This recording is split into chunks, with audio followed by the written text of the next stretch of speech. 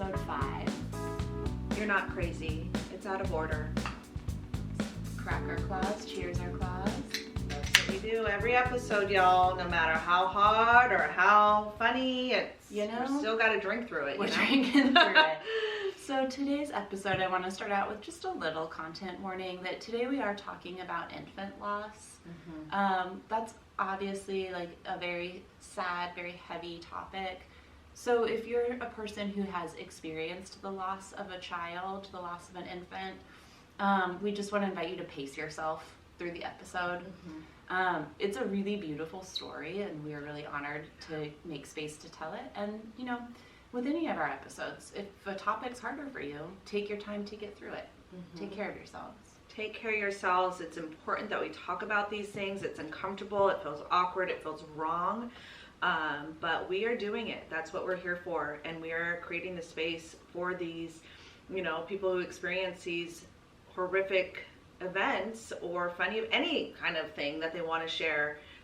That's what we're here for. So today's episode is going to be with Natalie. Yeah, we were lucky to get to talk to Natalie, who is the mother of 2 beautiful boys, twin boys, and very sadly, one of them passed away as a baby. And so she joined us to talk about what that was like for her, mm-hmm. and how she's survived it, what she's learned from it. And I think there's like a lot of wisdom. Like the whole episode is kind of a pearl of wisdom in a way. Yeah. She's also a therapist, so she's got like a interesting perspective on grief. And I learned a lot. Like since we recorded it, there's been a lot kind of kicking around my head from that conversation, mm-hmm. that I thought was pretty powerful. Yeah, especially if you have lost somebody. It doesn't necessarily have to be, you know, a child, but just anybody. If you've experienced grief, this is a really good episode. If you know somebody who has experienced grief, this is a really good episode to listen to as well, on how you can show up and be supportive to those that have lost somebody. I think one of the number one things, and it's where we actually got, Reyna thought of the title. Reyna thinks of almost all the titles. One thing she really emphasized, and I would love people to listen for, is just how mothers who lose their babies really do feel like they're going insane, going mm-hmm. crazy. Mm-hmm. And she just really pointed out, like, you're not going crazy. What's happened is out of order. It's out of the natural order. Mm-hmm. And you are allowed to just feel however you feel. Absolutely. And I took a lot from that personally. Yes. So yeah, here's Natalie. Thanks, y'all. Thank you. Hi, Natalie. Hi. Thanks for being here. Thanks for inviting me. Yeah, thank you so much for being here with us today and sharing a story that I'm sure is, you know, uncomfortable and to talk about. And, you know, a lot of women, you know, may have experienced similar experiences that would love to hear this. Yeah. So. Yeah, that's why I'm here. Yes. Because I've seen this play out before. So. Yeah. Well, do you mind sharing actually, like, why you think that this is something that's important to talk about, and why you were willing to come and share your experience with us and with our listeners? I think a big reason why I think it's important is because I am a mental health professional, mm-hmm. and I have been working in the field for years, like well before this experience. Yeah.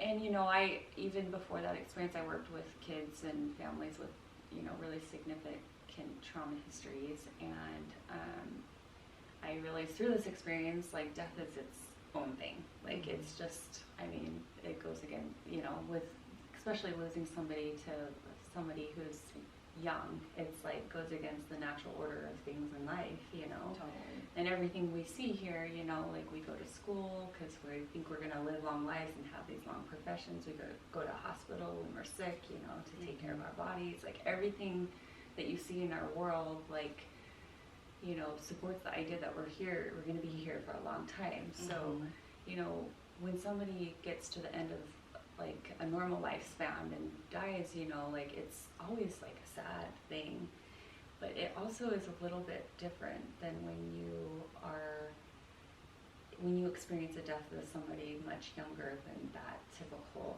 time. Right. And I noticed in my grief group, because I chose to participate in a grief group after losing my son, a lot of the other mothers, they didn't have the same like skills that I think I developed through my profession and everything. And I think it's a really important thing for people who are in that position to understand like what's normal, you know, when you go through an experience to that magnitude, and because it can be very isolating, and it can be hard to gauge like how you should feel and if this is normal, because it's just so different from anything you've encountered before. You like losing a very young child. Yeah. I can imagine that it must have been especially isolating, because people know how to celebrate the entrance into the world of a baby, how to celebrate the birth of a child. But I do not think that we're set up in this culture to grieve the loss of a young child or support parents through something that is so out of order. Yeah, out of order. Yeah, it's hard to, because like when you're a mom, I think like even just from pregnancy, you feel responsible for your well-being of your baby. And like when you're pregnant, you take care of your own body because you know it's going to affect your baby. And it's hard when you go through, I think the hardest part about being a mom is just being powerless, because like I think any mom will experience that at one point, but like in my situation with him, as much as I wanted to help him, I couldn't help him, and they just came to a point where there's nothing that I could do, and that was really hard. So Well, do you mind just like backing up a little bit, and without like sharing, you know, deeply personal details, just sharing with our listeners a bit about a bit about your story, a bit about your children, and the experience that kind of brought you here. Well, so I had this life that I loved. I lived in Portland. I grew up in Salt Lake, and then I moved to Portland very purposely. And I loved my life. I was married to my life, and I loved my life. I went to grad school here. I had all these dreams, and I had just graduated. And I was like, all my friends were getting jobs, and it was like all my colleagues were getting jobs, and I was really looking forward to doing that too. And it was just really interesting, because that was like right when the unexpected happened. Sure, that's life loves to do that too. Yes, and it just ruined all that for me.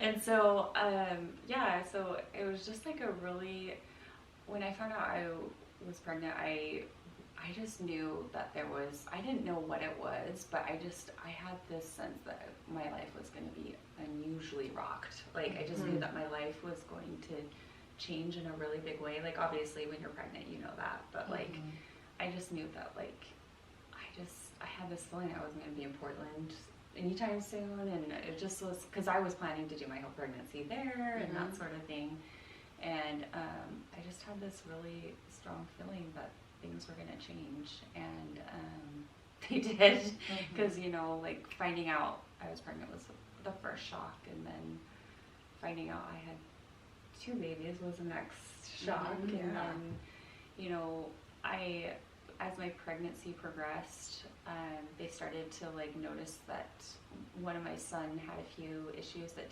they couldn't pinpoint what it was, but it didn't look normal. And so we did all these tests, and everything like tested like fine and that sort of thing, but there's still some areas where like this is like what they couldn't get like clear imaging in like ultrasounds and that sort of thing, so they couldn't really determine definitely what it was. So I was given several different diagnoses during my pregnancy, and it really was really difficult, because they told me like really early on that he probably wouldn't live, and that was really hard. I remember that was like, that totally changed my life. And so, and then at the end of my pregnancy, which is pretty typical when you have twins, is I went into preterm labor. So they put me on bed rest at like 27 weeks. I was already starting to like dilate and everything. 27 weeks? Yeah. Wow. And I had just moved, because of these concerns, it made me feel like I needed more help with the support of my family. So I moved back to Utah, and I just moved, and then they put me on bed rest like the minute I moved back to Utah. So I laid in bed for like literally like 2.5 months. Damn. And it was, so like I had all these changes, and I just felt like I had to up and leave my life. Yeah. And I never got to really say goodbye. And I actually didn't want to, because I was like, I'm gonna come back and return when it's time or whatever. But yeah, so it was just like I was just thrown into one huge change after another, and then that continued like even after they were born. Yeah. So what happened after the babies were born? So the babies were born, and my one baby stayed with me. So my babies, I named them Austin and Preston, and Austin stayed with me, and then Preston had to go to the NICU. And, it was really interesting because everything that they predicted would happen or that could happen didn't happen. And then his the theme with him is he just kind of pressed through his circumstances. Like, they'd give me the worst possible outcome, and then I'd be preparing for it and scared, and then it wouldn't happen, and he'd prove them wrong, and I was just like, yes, so it was kind of hard, like really unpredictable for me to know what to do. It was also really intense because, I'm doing this by myself. Like, I don't have a partner, and I have my family, but it's not the same thing. Yeah. And, I have two. Yeah, exactly. So I'm babies. taking home one baby and staying up nursing and trying to figure that out by myself. And then we get up in the morning, and I take him with me, and we go to the NICU, and I'm dealing with that baby. And then, in between, I'm like pumping and like dealing with my non-NICU baby. And then, so it's just like, and then dealing with heavy information from medical professionals in the NICU, and even just like the process that doctors approach like NICU babies. Like, they have like a certain protocol, like if this baby goes into this category, this is how we treat it, and these are our recommendations. And my baby was a certain category, and they were trying to sway me a certain way, and I didn't feel right about that way. So it was like, and then my nurses would wait till like the doctors leave, and then they'd be like, I've been doing this a long time. Yeah, I was wondering. And they're the ones that spend time with your baby. Like, Right. They're the ones that like change his diapers. The doctors just stop nurses, by. They Yeah. deliver the information so like coldly and medically, and then the nurses like talk to you. And they talk to you. They Yeah. see you cry. They cry with you, Yeah. and they know you're his mom. They know who the mom is. Yeah. And It's like treat and they you honor like a that. person. Yeah. Because I'm thinking, like, in the NICU, of course, the energy is focused on like making sure that focused on the baby. Yeah. But who's taking care of you? Who's giving you like who's giving you love and support when you're having like the most terrifying experience of your life so far? And then trying to take care of a newborn baby. And nurses Natalie. like had an eye for that, and I feel like we've become friends. Like, they came to my son's service and everything, and like I don't know, it's just like they were the only people that ever really got to really know my son, because he lived in the hospital all of his life, and so. Remember how you got through that, or what you? I don't do even for know. yourself? It just feels like I look back at it, and I think the same thing. I'm like, how did I get through that? Because it was such a blur. Like, my family was really supportive. My family's really close, and my family like really steps in in moments like that in our lives, and so they were really there. It was really helpful, and it was also like a bonding moment for everybody. So Preston was in the NICU for a time, and it sounds like he fought. Yeah, he fought. And then eventually he did pass. Yeah, which was really unexpected. Like, I mean, we knew it was coming, but we didn't know like that day and that week. We just it just all of a sudden happened, and I didn't like I didn't know that was going to happen like that day. And how could you possibly prepare yourself for that? There's no way. It was really hard. It was really hard. Yeah. Yeah. It was really hard. It was just like, I remember just like being so grateful that he was thriving, and I would go home, like when I would leave the NICU, and I would look out at the sky and the mountains, and I would just be like, right now, his heart is beating here, like in this world, like he's here, he's alive, you know, and I would think that, and I would look at like people walking out on the street and that sort of thing and feel like he's here with us, you know? Yeah. And it's just, I don't know, it's just like I would consciously think that all the time, and then, you know, that moment when things started to go downhill for us, it was just like, it didn't feel real, you know, as it was happening. It didn't feel real, and then it got to be like when it started to get real, that's when it got like really terrible, like, and that's the part I don't ever talk about. It's because you don't have to. It was really hard. Yeah. But I think when he passed, it was just really painful. There's just no preparation for that. Like, I mean, you can have like a loved one with a terminal diagnosis, but you don't really know what it's like until it happens. Like, there's just no preparation for that. And that was like something that was really painful, that I had no way to grasp that. Yeah. So, I don't think there is any way. I mean, you just do, you know, you just are. You just be, you know. Yeah. So fucking hard. Yeah. Do you remember like what you did in the very early days to just kind of keep putting one foot in front of the other? I mean, I imagine having Austin like creates kind of like an anchor or a constant for you, because you do have this baby who's still here. Yeah. I just felt like he was like we've been through so much together. He's seriously like because he's like not just a sibling, he's like a twin, you know. So they were in the womb together, you know. And I don't know, like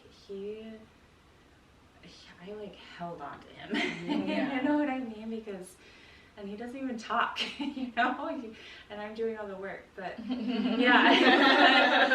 but I guess I don't know, looking back, I didn't know it at the time. I think it was just more like survival, but like he was the person that I just focused on, you know. And I don't even know, I just remember it being a blur, because I honestly, like, I had so many people reaching out to me. Sure. I was just like totally, like, everybody wanted to have like some kind of contact with me, and I didn't want to be around anyone. I like stayed literally in my condo for almost a whole year. Like, I'm from Salt Lake City. I have family, like all my family's there. I know tons of people, tons of friends, and people I trust and love, you know, and I didn't want to have any contact with any of them. Like, I was not just being changed by my grief, but like by motherhood and wondering, you know, so much stuff. I just didn't want to like have to cater to anybody and like, you know, people please or spend that energy elsewhere. Like, how do you have any energy left for it? I was numb too. You know? I knew I was vulnerable, and I knew I was numb, and I just wasn't prepared for any kind of like ugliness in the world. I just like, I don't want to be exposed to anything like that right now. I just would break, you know. So that's like one of the weirdest things about grieving too, is like you wind up doing a lot of emotional labor for other people. Yes, you do. Even though it's like and educating. Yes, even though they're like so well intentioned. Yes. Like, I'm lucky that like I went through and am going through the worst grief I've ever felt with my best friend. So we don't have to like do labor for each other, because we just understand it. But like I feel like there is a lot of emotional heavy lifting you do for other people when they're trying to be there for you, which sounds like a horrible thing to say. I don't really know a way through that or out of it, but it's just like, it's so common. It's just really hard. That's why it's important to talk about these things, so people can have a better perspective on how to approach people who are grieving. Realize like there's just no way that people can understand this, and then some of their ways they reach out aren't helpful, you know, and so that just kind of is not helping me. Right.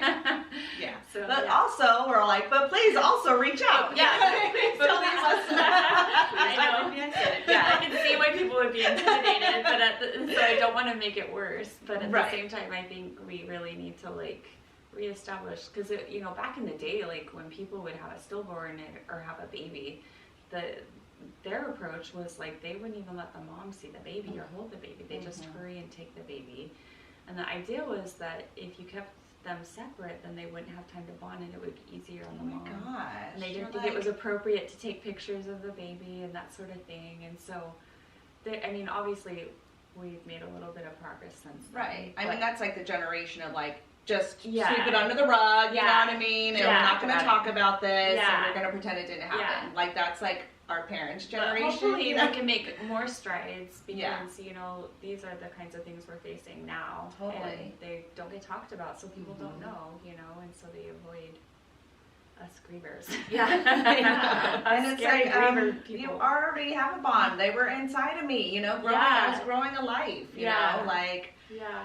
so I'm glad like they are switching it up so you can at least have that decision if you want to see the baby or not. You know what I mean? Yeah. Like at least give you a choice. Yeah. Rather than just take them away. Yeah. Yeah. Yeah. What do you think, just because I love the direction this conversation has taken around like just how confusing grief is Yeah. for the person grieving and the people who love the person grieving. Yeah. It's just fucking confusing. Yeah.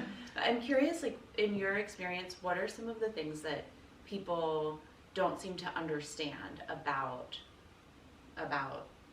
the experience of grief, especially grieving the loss of a child? I think, I remember like really early on, I was given a packet by the hospital, and it was actually a really good packet. It wasn't one of those old school therapy grief models, but, and it was on grief and early grief, and I remember something has always stuck out to me. It was this part where it talks about, like, if it was a section for people dealing with somebody who's lost a loved one, so trying how to support them, and it's specifically for mothers who have lost children.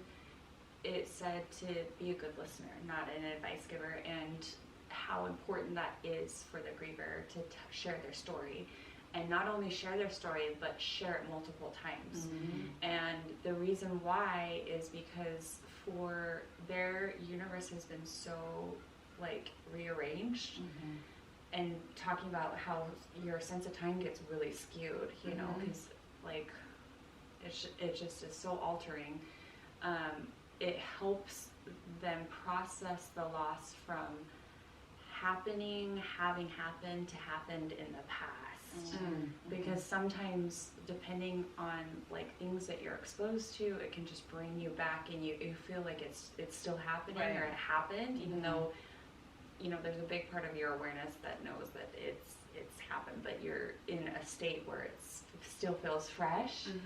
And so you have to and that's the part that's really brutal about losing somebody, is like you have to do that. Like you go back into the world, and you come to the table with a group of friends you've always known, and you have that loss reflected back to you multiple times, because you see that this person is still waking up to the same day that they've been waking up to for like 6 years.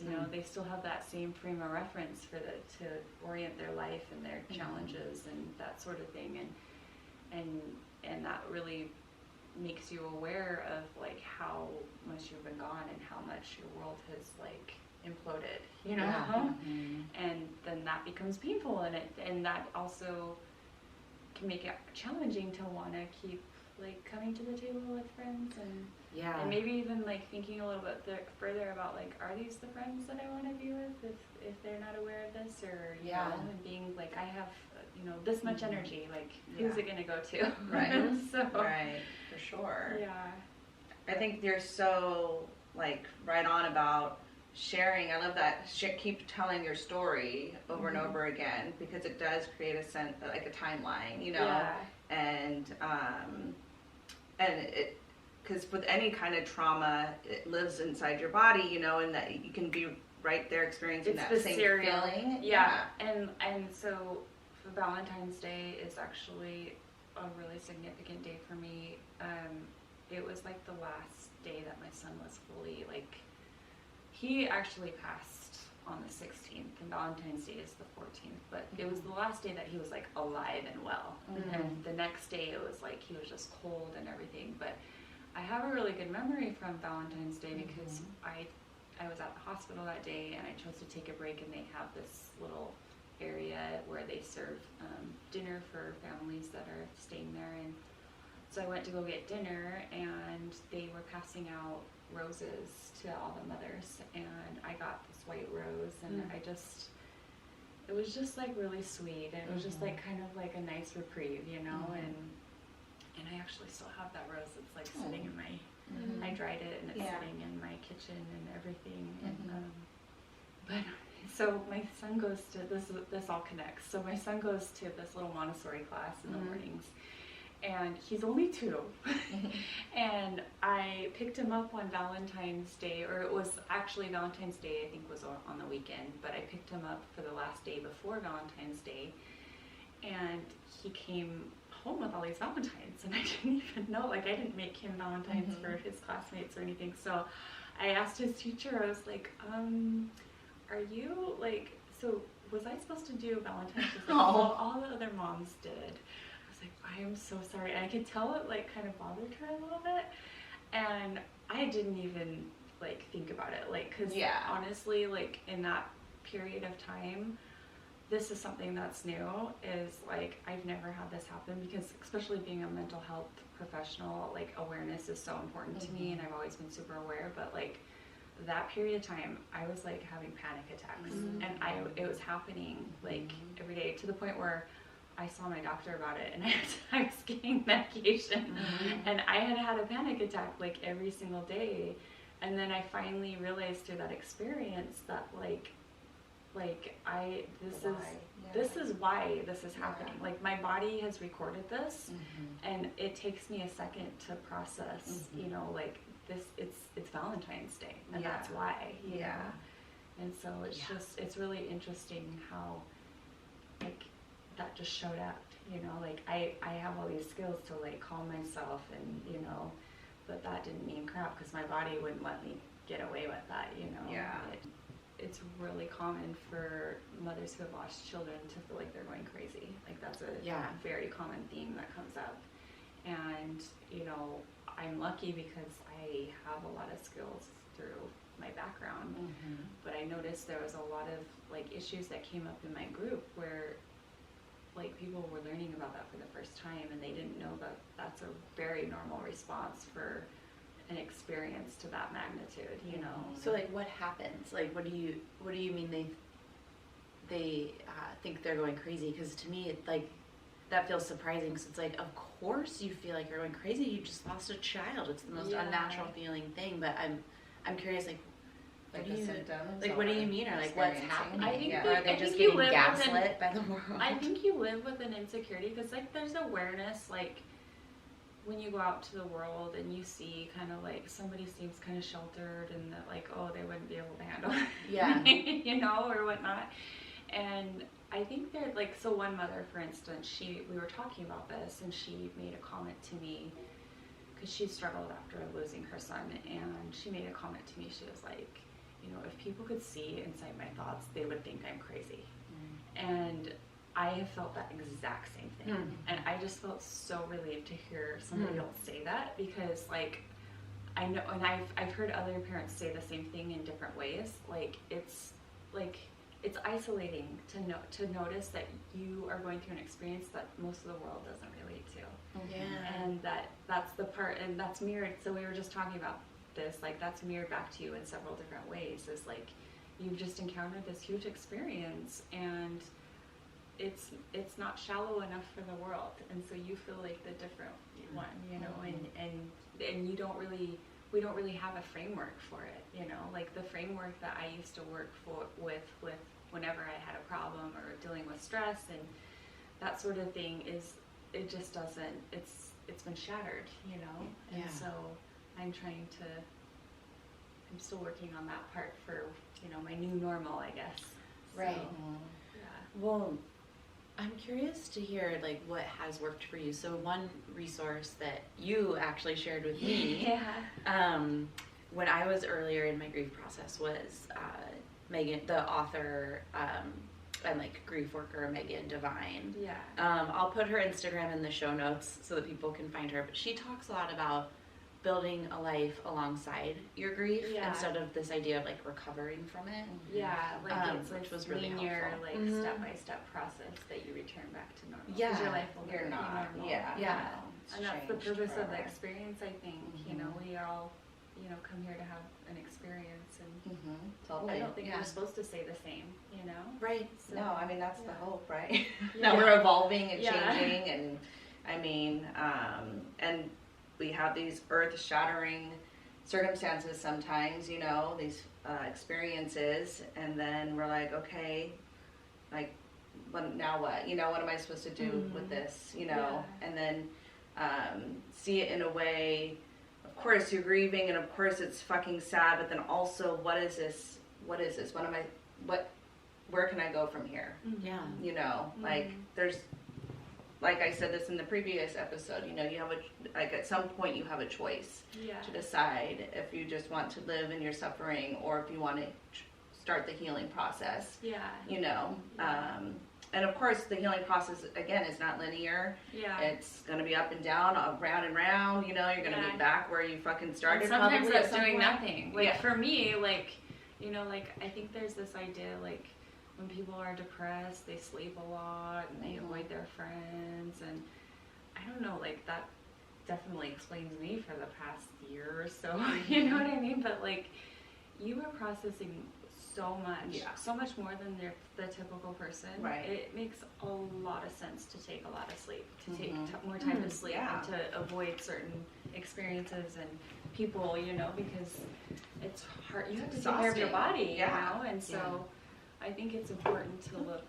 with that perspective rather than just being like a pill popper. You know what I mean? Right. Like it's fine to take pills, but like, you know, doing that with awareness is important. Like protecting your energy and like taking care of yourself, because you have to live inside of your head. Yeah. You know. I like that. You have to live inside of your That's head. why I'm always like, I don't care. I have to live in here. I have to hear these fucking thoughts. You know what I mean? Yeah. So, like now I've been able to like finally set boundaries, you know, because I can't. Like I used to be like that too. Like always like caring too much about how I was coming across to other people or making sure they're comfortable. So I'm going to just not say anything or whatever, you know, but then like, then I'm going home and like living with this, you know, and I'm driving myself fucking crazy, and it's not worth it anymore. It's not worth it, you know. A lot of work. Yeah, totally. Well, thank you so much for, dude, that's a lot. That's so much. We're very grateful and appreciative for you coming on and sharing these things, because I don't know, like, there's a lot of grief, there's a lot of loss in life, and people don't know how to move through it or how to support those that are moving through it. You know, and the more we talk about it, the hard shit. I mean, if we have to be the ones to like put our shit out there, you know what I mean? So you're so brave for doing that, you know. I think it's important for people to at least say something. Like if they have somebody that has just lost somebody, I think it's better to say the wrong thing than to not say something at all, you know? Because, and even just saying like, I don't know what to say, but I'm your friend and I want to support you. Like that means so much, you know, because I know like most bereaved moms, they already know, like there's no words that you can say. They know that, you know? So I think it's important to be able to find ways to support people and just asking them rather than avoiding them. Thank you so much. Is there any final thoughts or anything that you're like, oh, I actually like, I really wanted to make sure I said this and we didn't cover it yet? I guess I really wanted, I think we touched on it just with like, I know like I've read it so many times, just with parents thinking they're losing their mind. And that's a really normal thing. And I think it's sad because I've seen and I've heard how, especially for parents that are in a partnership, usually it's the male who kind of bottles it, and then the female thinks she's losing her mind, and then the male's like, you are losing your mind, and sometimes, and that's a normal thing, and so like to lose your mind. So if a partner doesn't know that, I mean, that would be really hard, and I've seen that happen, and even with people who haven't experienced that and the way they perceive other people, I think it's important to realize that it changes you. Yeah. And that's really appropriate response for something. Yeah, totally. Yes. Like it changes you, and then that means like for your friend group or your partner, it's gonna change them. Yeah. You know, and if it doesn't, then they're not your people. You Yeah. know what I mean? Yeah. Kind of thing. It's like Yeah. I'm changed.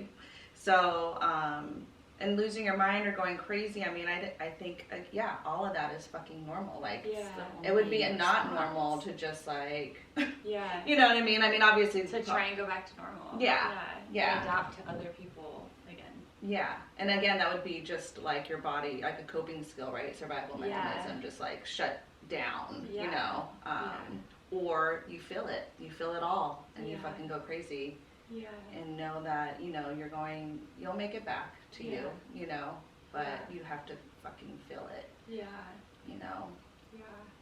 I think it's important for people who have gone through that experience to find their people. Yeah, Like I for found sure. a group of grieving moms, and that's been really helpful. That's so good, yeah. I think I look back at that and I was like, gosh, that was just kind of like an afterthought. Like I just like, maybe I'll go to this group, but now I'm like so grateful, And so I think it's important because it's already so isolating. It's nice when you find somebody that's gone through something similar, even though it's not exactly the same.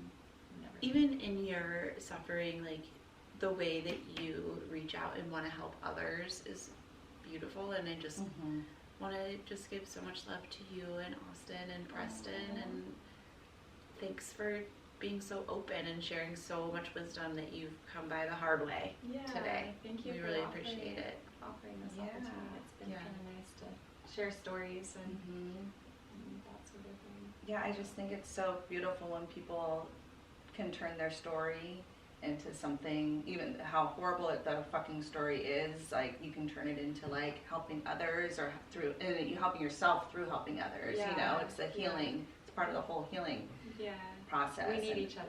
Yeah. Yes, we do. We're not alone, like you're not alone in any of this, there's other people that definitely, people experience loss in all sorts of ways, and I think hearing your story, they're gonna hopefully gain some sense of, you're not alone. You don't have to be alone. There's other people out there. Yeah. And you're not going crazy. Yeah. Thank you, Yes. Natalie, and thank you to all of our listeners. Yes. If you've experienced the loss of a child, we hope that this has been a connecting episode for you to listen to. Let us know what you think, and send Natalie all your love, because she was very, very brave and very wise generous and compassionate today. So Yes. thank you, everyone, and we'll see you next week. Yes, thank you. Thank you. Bye. Bye.